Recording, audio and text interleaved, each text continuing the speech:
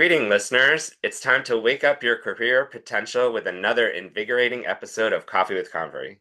Today, we're in for a treat as we sit down with Jordan Berman, a global business executive and thought leader in building better workplaces.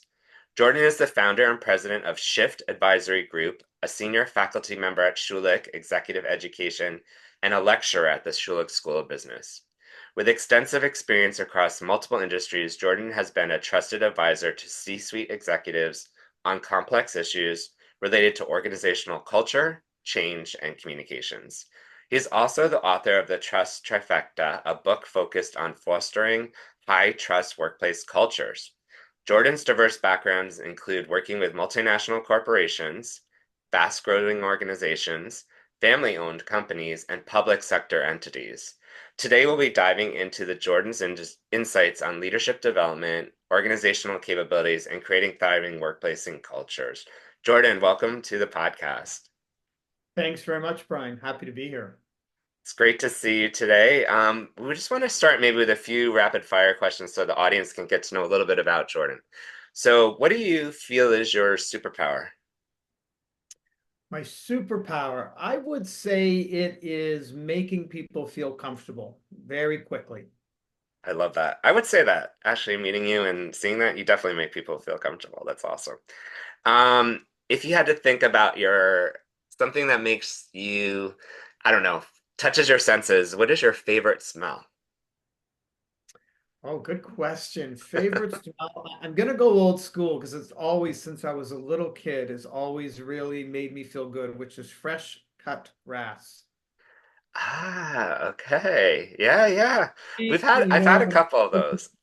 Yeah. yeah, when it's green in the spring and everything's growing and it's freshly rained and then it's cut. It's a very I love it. Yeah, totally, totally. I get it. What's the best compliment you've ever received? I gotta go personal here and say being a great father. Ah, I love that. It's really That's important awesome. to me, and it's that's got to be one of the greatest compliments. That's awesome. If you had to pick a favorite go-to snack, what would you say it is? Oh God, potato chips. I'm more savory than sweet. Chips is potato chips for sure. Not the chocolate, not the, no, savory. No, Yeah, I do love chocolate, but I only need a little bit, Brian. But yeah. chips, I, I can eat a lot. That's the problem. So it's better not to have them around me. Anything, any potato, any fried potato stuff, whether it's fries, chips, that's danger zone for me. Okay. Thinking back to either high school or university doesn't necessarily matter, but what was your favorite subject in school? I would say probably English, to be honest with you. Okay. I don't think I was particularly a good student in English. And ultimately, I went into communications as part of my career, so it's sort of ironic. But I would say that was my favorite. I know what my least favorite was, What was which was that? math, Okay. which was math, which doesn't mean Me you all too. shouldn't focus on math because Yeah. it's really important. I just wasn't good at it, and we typically don't love things we're not good at. And so math was not, but English was, I would say, would be my favorite. There you go. Yeah, for me it was math and accounting. I couldn't get through those courses. Wasn't my language. Wasn't Ugh, my language. no. But we need people that have those skills for sure. Um, Absolutely. Thinking back to first jobs, we all start somewhere. What was your very first job? My first job was window cleaning, Ah, and I actually ended up having my own business as a 14-year-old till I was about 20. wow. So me and a friend worked for somebody for one season, one summer, and we realized they're getting most of the money and we're the ones climbing up the ladders and doing the work. Since it's a very low capital business, meaning we just need a ladder and some buckets, we should do it ourselves. And so the next summer we started and never looked back and loved it. Nice, nice. Early entrepreneurial right there, spirit and approach. Yeah. If you had to pick one word to describe yourself, what would it be? Oh, tough question. One word. It can be hyphenated. I tried I, it all. I would say funny. Funny. Yeah, I think that's good. I think Humor is a good thing to have in this world all the way around. So funny's good. I love it. Okay, so let's jump into your career and your experiences and insights. I know that your career journey has included, roles in various industry and leadership positions. Thinking about some of the folks that are on this listening to this podcast, some students, recent grads, how important is it, do you think, to be open to different career paths, opportunities, and what should they consider when making these early career decisions? I think it's incredibly important to be open. And the reason I say that is early on when you're just starting out, what you really want to do is have experiences, as many as you can, so that you not only get to understand what do you love, what are you passionate about, what are your strengths, but in what kind of setting. Do you like to work in a large organization or a smaller one? Fast paced or more predictable? Do you like being part of a team or do you like being an individual contributor? And so, what Mhm. I try to counsel the young people is it's not just about the work, the tasks that you do, the title and the position, it's the environment. We spend a lot of time at work, and really understanding where you feel your best is really important. Yeah, I think having that open-mindedness and that exploration mindset and curiosity, right, is so important. Because the world is changing so rapidly and these roles and careers are changing with it, right? Well, So, there's so many more opportunities now in the workplace. And so I say if you've got an opportunity to seize it, even if it's for 3 months, even if it's a co-op or an intern, take that opportunity because you'll have experience, first of all, that you can share on a resume or with another employer. And also importantly, again, you'll understand, I really enjoyed this and this is why, or that wasn't for me. And now I understand I don't want to be in that kind of environment, that kind of sector, that kind of industry. So I think every experience, if you go into it with an open mind, has something to offer. And by the way, you'll also learn about kind of the kinds of people you like to work mhm, with, the kinds of people you don't. And all that is really important and will help you really find kind of the role of your dreams, if you will, and the place you want to work at. absolutely. So you've obviously navigated multiple career transitions, and we know a lot of people that are also listening to this podcast may not be starting out, but maybe they're considering a transition or going into something new, feeling uncertain about that career direction, maybe considering a job in their field or study or another job altogether. What's your thoughts on those career transitions and what advice do you have there? I think my thoughts on career transitions are they are wonderful opportunities if you can create them or seize them. Mhm. Meaning, I think at this point, and I have young adult children too, and young people today, part of the challenge is, yes, it can be tough to find a role sometimes, but in some ways there's so much opportunity. And so it's also hard to choose. Yeah. But what I would say is that I think young people, my experience, sometimes feel like they have to choose something they're going to do forever. And I say that's not true. If you end up going to school and studying something and halfway through the program, it's really not for you, you don't have to finish the program. And I'm not suggesting you don't get a degree or anything like that. I'm just saying you can switch gears even in school. And when you're out of school, let's say hypothetically you studied accounting or plumbing, a trade, whatever it is, and you start working and it's really not for you and you thought it would be different, that's okay too. You're not committed to it forever. I find that younger people, people starting out, put too much pressure on themselves to make a commitment for life. I went to school for this, I'm going to do this forever. And I say that's not true and it shouldn't be. And you should remove that pressure from you because you might start something and realize, you know what? I'm going to do this for a year or two, get some experience, but I now know I don't want to do this forever. And that's happened to me in my career. And so I made some changes and I made some choices. And I think it's a privilege and it's a unique opportunity. So I say stay open, don't worry about doing something forever. Just start to get those experiences to help you really refine what do you want to do? What are you good at? What really ignites you every day to get up and focus on work? It's such great advice and insights, and I don't know what fuels this mindset of thou shalt stay in this career forever, thou shalt, but it's something that I don't know if we're taught it or what it is, but it Well, feels. What do you I, think? I think part of it is social norms and upbringing, Okay, and yeah. depending on your culture and depending geographically where you come from, but just even your culture and your family and how your parents brought up, I think there's a lot of pressure. Sometimes it's implied by parents. We expect Brian to do this. Sometimes it's more subtle. I mean, growing up, I didn't have a ton of pressure, but I would say my parents strongly, particularly my mom, wanted me to be a lawyer. And it was something I was interested in. I wouldn't say it was my passion. And so that probably is evidenced by the fact that I never got into law school. But I think it comes in part for sure from our upbringing and our social norms. And I think there's also societal pressure, right? Yeah. So you have to, get a job and rent a place or find a condominium, or one day if you're able to buy a house. And like, how are you going to do that? It's by getting a job. And so if somebody has an opportunity in front of them to quote, get a job that's secure and it's well paying, they're more apt to take it because Mm, something is better than nothing. And again, I think that's a great place to start. Just make sure if you're not happy, you don't stay there forever. Because you've probably met a lot of people, Brian, who've stayed in role far too long. hmm. They weren't happy. Yeah.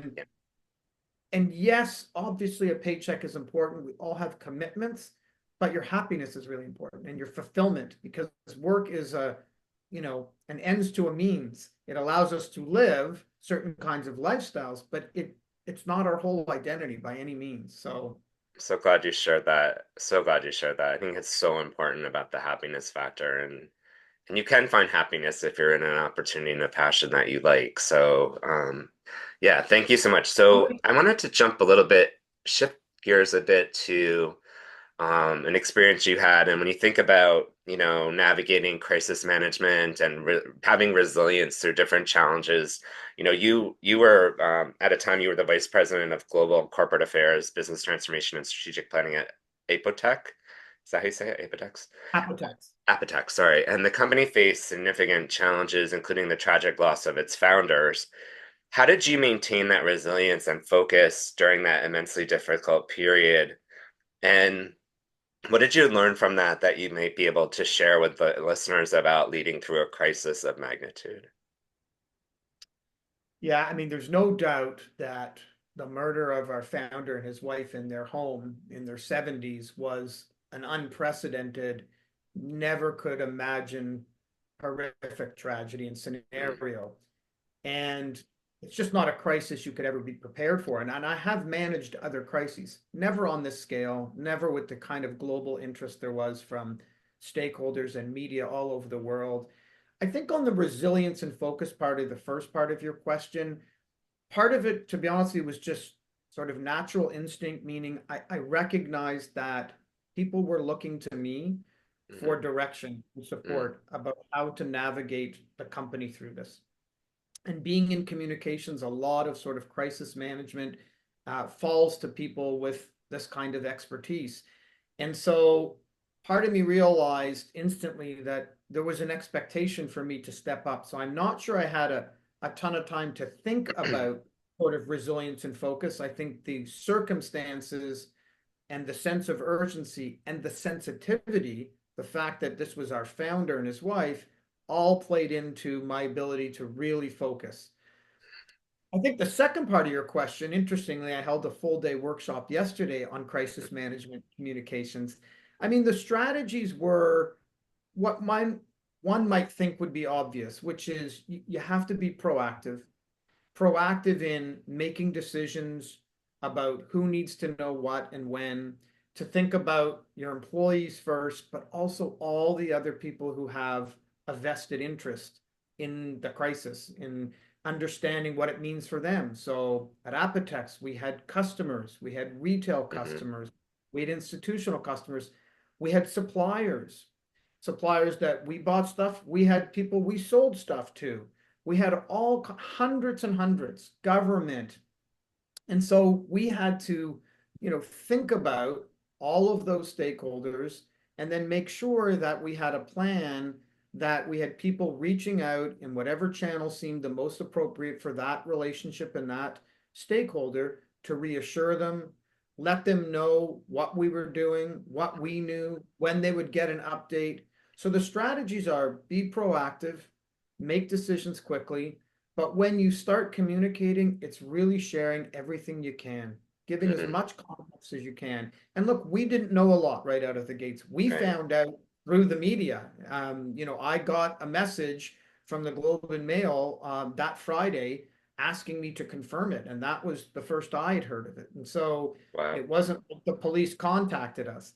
So, yeah, I mean, it's really about being proactive and making quick decisions, thinking broadly, and also in this particular case, but most crises, is empathy, is recognizing that you can feel bad about something. I know some organizations struggle with Hmm. apologies and acknowledging because they're worried about liability, but I don't think that precludes you. In fact, I know it doesn't, from being empathetic, from being a human and saying, we feel really bad about what's taken place. Um, and so I think you have to manage expectations. Here's what we know. Here's what we know about why it happened, how it happened. And if it's a crisis that your organization caused, here are the steps we're taking to address it and hopefully prevent it in the future. Thank you for sharing such a personal and close to the heart story with the listeners. And I really like what you said about empathy and showing that human emotion, even in communications and conversations. It's it goes so much further than trying to be, let's say, corporate about it, right? Well, I always say to your point, Brian, facts and stats, data or information have a place, Yep. particularly in a crisis, but in general. But they're not emotional, and human beings are emotional by nature. And so I say, facts and stats are important to some degree. What's more important is how do you connect with people? How can you say something that resonates with them? And I find that in general communications and even crises, and you've seen lots of examples where it was handled poorly, that Hmm. organizations make it about themselves versus the people who have been harmed in some kind of way, either physically, mentally, financially. They don't make it about the persons or organizations that have been impacted. And that's the empathy part. It's not about you, it's about what's been caused for other people. Key thoughts, sir. Thank you very much for that. As founder of your Shift Advisory Group, um, talking about workplace cultures, which is, I think, a good transition here, is it's on the top of minds for everyone when they look at joining organizations or transitioning, as we talked about earlier. And sometimes it's not the most easiest thing to figure out or navigate, but what is your vision on how to maybe think about maybe some of the employers listening to this too, about what's your vision for transforming some of these workforce cultures to be better enabled, I guess? Well, like many of your listeners, I've worked in organizations that have really strong, sort of healthy leadership and workplace cultures. And unfortunately, I've worked for leaders in organizations that had very toxic cultures. And so the benefit, if you will, of that is I've seen what works, what creates a positive workplace for people to kind of do their best work. And we know that really healthy workplace cultures are not just important so people enjoy working there, but when you have a highly engaged workforce, it leads to better financial results. Mhm. That's not me saying it, that's decades of research from many different organizations. There's an absolute concrete link to highly engaged workforces and better financial results or better performance results. And so for me, my vision is kind of simple, to be honest with you. It starts with leadership. Leadership doesn't own culture, but it sets the tone. And so I do a lot of leadership coaching, both with individuals and teams, helping them understand the impact that they have. And when I say leaders, I don't just mean executives, Mhm. managers, anybody who leads people. I do think anybody can be a leader, so it's not about that. But when you lead people, your impact obviously is greater. The more people that you manage, the more impact you can have. And so I start with leaders for Mhm. sure. And then we start with the things that make up culture. How do we communicate in the culture? How do we get stuff done? What are our processes like? People tend to think about cultures as just behaviors, which is part of it. But let me give you one example, and you would Mhm. appreciate it. If you think just about the recruitment of an employee. That's Mhm. really where your culture should start being reflected. Where do you advertise? What kind of employee trade shows do you show up at? How do you talk about your organization? When you Hmm. actually post an ad, what does the ad say? What are the interview questions like when a candidate comes in? What Yep. happens when they actually join? What's the onboarding like? Do all these things reinforce the culture that you say you have or that you want to have? And so for me, it starts with leaders, but it's a holistic view about your values, the way you communicate, and the way stuff gets done in an organization. So key, and I'm glad you brought up recruitment as an example because I really feel recruiters and talent acquisition folks are really your sales force and marketing group to actually bring new clients in the form of an employee into the environment. And when we don't treat it like that and we treat it as more transactional, we're actually starting off on a bad foot, like you said, right? That's really well said. That's really well said. And I think you're right. The vast majority of organizations I've worked with or consulted look at it the exact same way as you said, which is transactional. We have a Yeah, role, we find someone to fill the role, and they're not intentional about, again, does this candidate reinforce and do they subscribe and will they add something to the culture that we're trying to emulate or trying to evolve or that we currently have? And, for people applying for roles, the other part I think that's really important, I want to underscore that you asked in your question is how do they determine what the culture is? And I always right. say, and I mean, you're the expert advising students on roles and others, but I always say have a couple of thoughtful questions pre-planned that you can ask about culture and but specific focus questions, not tell me about your culture, not just open-ended ones, but if I ask three people in different parts of the organization at different levels, what are three words they would use to describe your culture? Like be very Perfect. specific, Yeah. forces them to be thoughtful and describe it. Because when you say describe the culture, people will say, well, we're collaborative, we like to have fun. And it We're doesn't really, family. we're family, exactly. So it doesn't give the prospective candidate enough to go on. And it's an important part of, should be an important part of your choice, whether or not to join an organization. Yeah. Super insightful. I think we might need to have a part two podcast or go on tour, you and I, and talk about this because it is a big deal.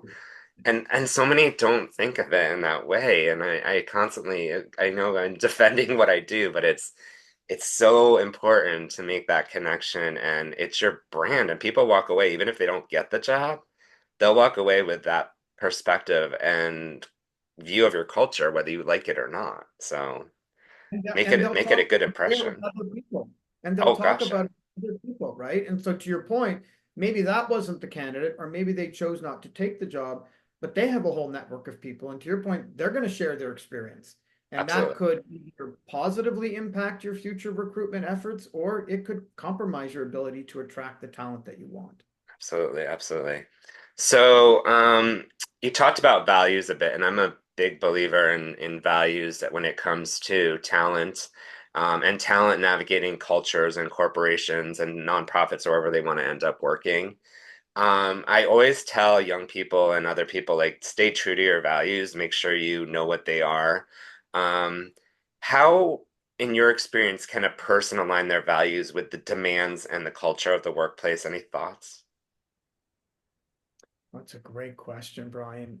You know, I would say just never compromise them. Uh-huh. And Yep. I know that sounds sort of easy because it's for me not, yes, it's about alignment. It's more about what you said.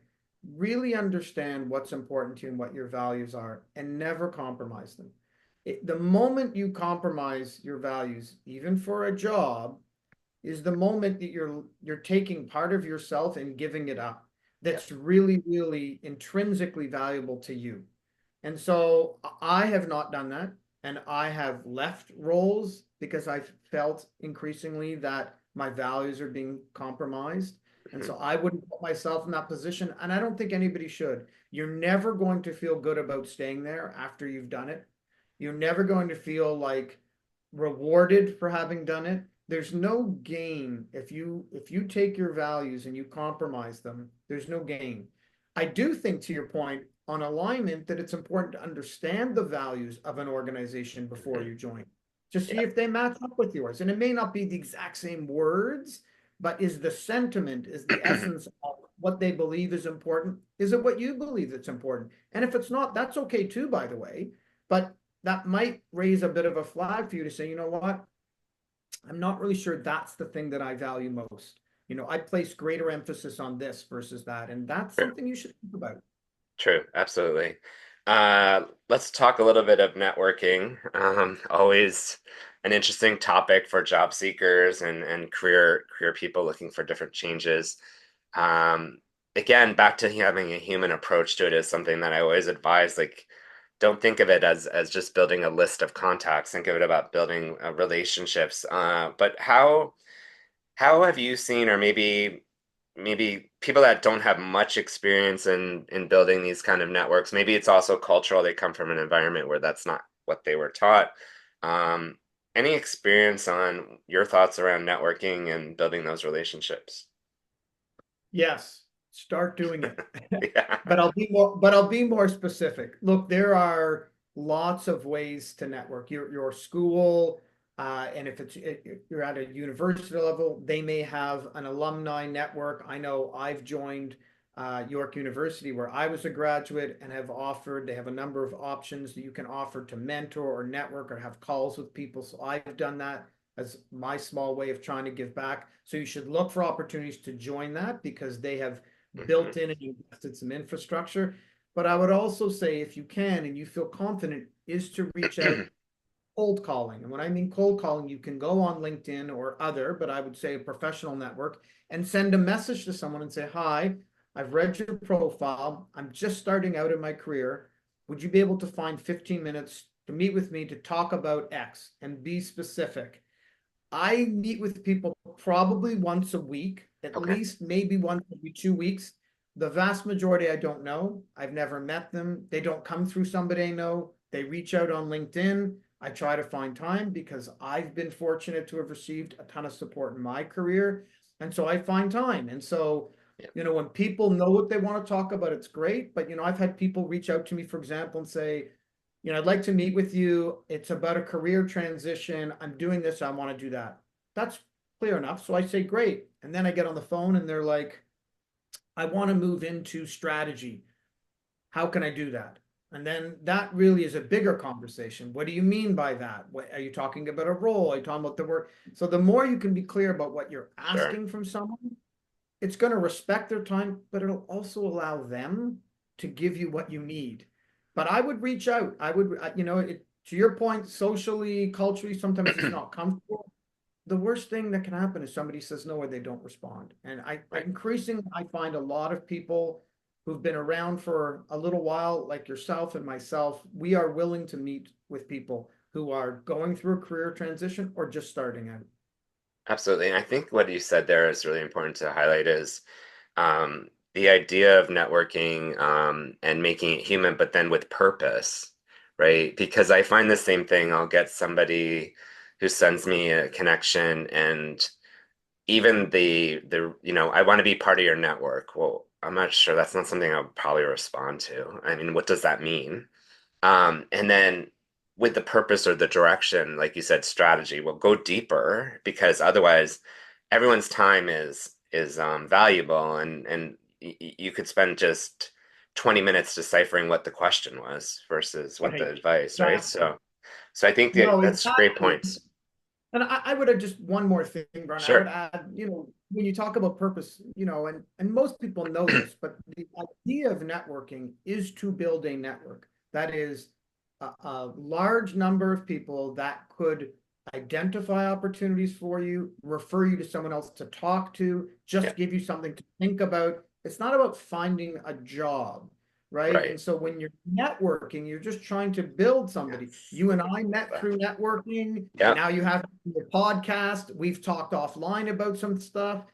That's what it's about. And so, again, people, just to your point, I want to underscore it. It's about purpose. Why do you want to meet with somebody? Is it to learn more about their career trajectory, what they did in a specific role? How do you break into an industry?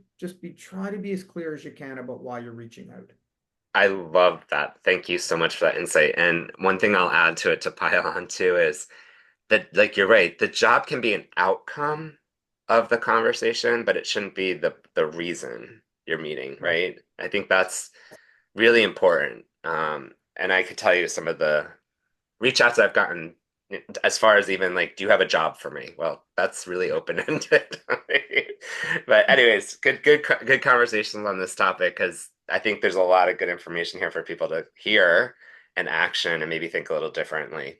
I want to talk about your book, The Trust Trifecta. You focus on high trust workplace cultures. Super important.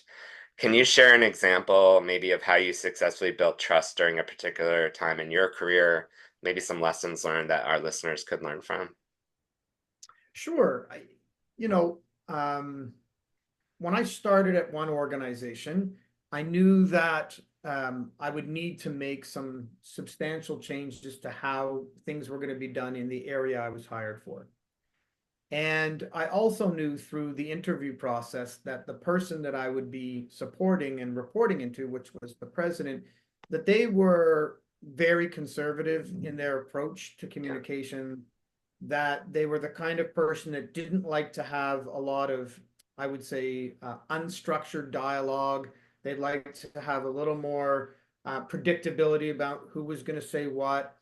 And this was important because while I had a lot of ideas about what I wanted to do, one way I built trust was recognizing where they were coming from. So mm, listening to their concerns actually informed and shaped how I approached introducing these new things. And the biggest thing was the cadence, the timing, and the pace. So I absolutely. didn't come in out of the gates and say, I'm going to do 50 things and they're going to dramatically change and disrupt how we do things. I started with one little idea, which they were on the fence about even. I said, let's just try it one time even. Let's not commit to doing it on a quarterly Hmm. basis. So a big part of fostering trust is listening, asking questions, and being patient. And then, of course, they're the table stakes, which I call them. Your credibility, your integrity, your Hmm. accountability. When you say you're going to do something, do you do it? Your Right. reliability, your competence. Are you prepared? It's hard to trust somebody when they're ill prepared. You're not sure you have the confidence they know what they're talking about. In my book, I talk about three other things I'll quickly mention, which is consistency. Hmm. Saying one thing and then behaving a different way, that's not a way to build trust because it raises a question, right? Brian said this is really important. Then I saw him go and do this. That doesn't add up for me. When people aren't honest or transparent, Right. right? When they don't know where they stand, or you're not giving them the full truth. And then finally, I talk about authenticity, which is really about being who you are. Don't worry about being perfect. Don't worry about having all the answers. Show some humility, show some vulnerability. That's how you connect with people. And a big part of trust is all about this, right? Whether it's Yeah. screen to screen or face to face, it's a connection. And how we relate to people, how we talk with them, and how we listen with them is how you foster trust. So important in so many levels and so many conversations we have and relationships. Thank you so much for highlighting that more. And again, the book is The Trust Trifecta if people want to take a look at that and dive deeper into your thoughts and insights there. So thank you so much.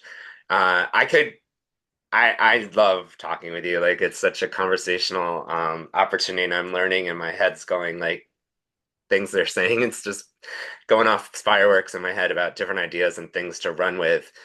Is there anything that we didn't talk about or ask you that you maybe want to share with the audience or our listeners as we start to look at wrapping this? I don't think there's anything I want to share because I think your questions now will give you some mutual admiration. I also really enjoyed this. I Thank you. think, your questions were very insightful. I think add a lot of value to, younger people, people earlier in their careers thinking about how to approach it. And I think this is super valuable. And I hope there's lots of listeners to it because I think the kinds of questions you ask should provoke some more Mhm. thinking and analysis and intentionality around how people approach their careers, how they think about networking or approach their first job, or whether they should take this experience. So I don't have anything to add other than to reiterate something you asked at the beginning, which is advice for younger people. And I would just say be open. Yeah. Be open to opportunities, even if they're not exactly what you want at a given time. or the right money or the right duration. You want full time, but it's only a 6 month contract. Just be open to it. Every experience will leave you with valuable, practical lessons you can take away. Things that you learned, which are great, and you want to model and duplicate and repeat, and things you saw that you don't want to be part of again, or you personally, as you grow in career, don't want to emulate. Right. So be open and seize those opportunities. Perfect. Jordan, thank you so much again for being a part of the podcast. It's been a pleasure having you on and looking forward to our future conversations together. Really appreciate your time. Thanks for the invitation, Brian. You're welcome. So, for the listeners, if you liked what you heard today, please share this podcast with your network. You can find us on Spotify or wherever you get your podcast. You can give us a rating, and then other than that, you can also follow us on Instagram. Coffee with Convery has all of the podcasts listed there over the years, and you can find something that might interest you and take a look. This has been Coffee with Convery, where we show you success isn't always about climbing the corporate ladder. Sometimes it's about building your own jungle gym. Thanks again.